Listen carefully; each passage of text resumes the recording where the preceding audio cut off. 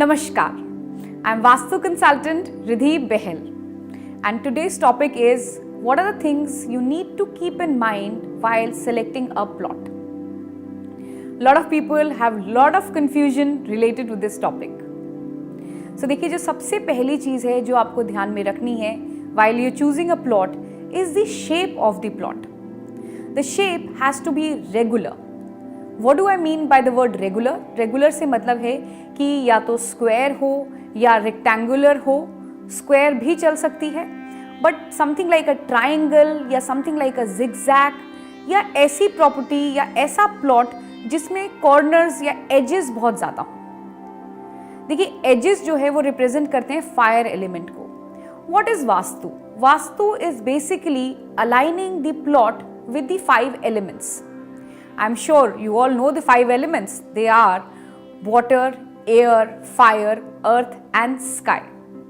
तो जब plot regular होता है तो ये जो एलिमेंट्स होते हैं इनका जो इम्पैक्ट होता है उस प्लॉट पे वो भी प्रोपोर्शनेट होता है। जब प्लॉट इरेगुलर होता है तो कोई ना कोई एलिमेंट डोमिनेट कर जाता है। मैंने जैसे आपसे कहा, एजेस नहीं होने चाहिए। जो एजेस हैं वो फायर एलिमेंट को रिप्रेजेंट करते हैं। तो अगर पॉइंटेड एंड्स होंगे या एजेस ज़्यादा होंगे प्लॉट में, सो दैट मीन्स फायर जो है वो उस प्लॉट पे ज़्यादा डोमिनेंट है। तो अब वहाँ पे आप कुछ भी एक्टिविटी करेंगे, जैसे मान लीजिए आप रेजिडेंस के लिए प्लॉट चूज कर रहे हैं, तो क्या होगा कि जब आप वहाँ रहने लगेंगे, जब आप उस प्लॉट को यूज़ करेंगे, सो फायर एलिमेंट डोमिनेट करेगा, एग्रेशन ज़्यादा होगा इनमेट्स में, हेल्थ में हाई बीपी की प्रॉब्लम हो सकती है। सो इसलिए choose a plot which is of regular shape.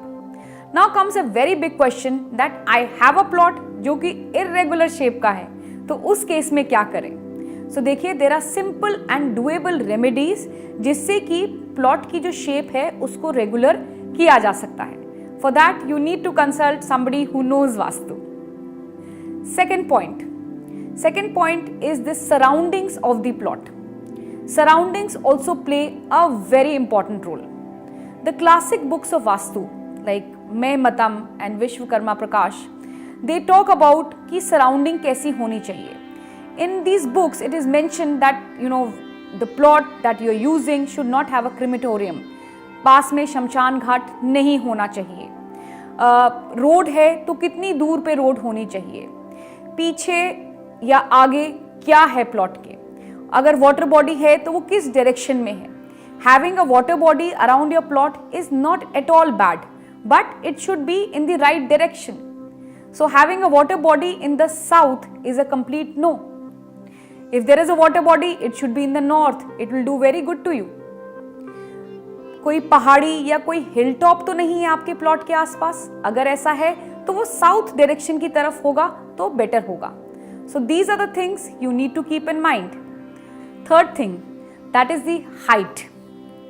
सो अगर आप प्लॉट ले रहे हैं तो ये चीज़ का ध्यान रखिए कि अगर प्लॉट एक तरफ से उठा हुआ है या हाइट पे है, so that has to be the south side. South में अगर हाइट हो तो अच्छा होता है, नॉर्थ की तरफ हाइट नहीं होनी चाहिए। ऑल्सो अगर आप प्लॉट ले रहे हैं और उसमें ऐसी प्रॉब्लम है कि साउथ की तरफ से हाइट कम है, नॉर्थ की तरफ से ज़्यादा है, सो आई वुड एडवाइस कि आप उसको एक लेवल पे कर लें, दैट विल बी बेटर.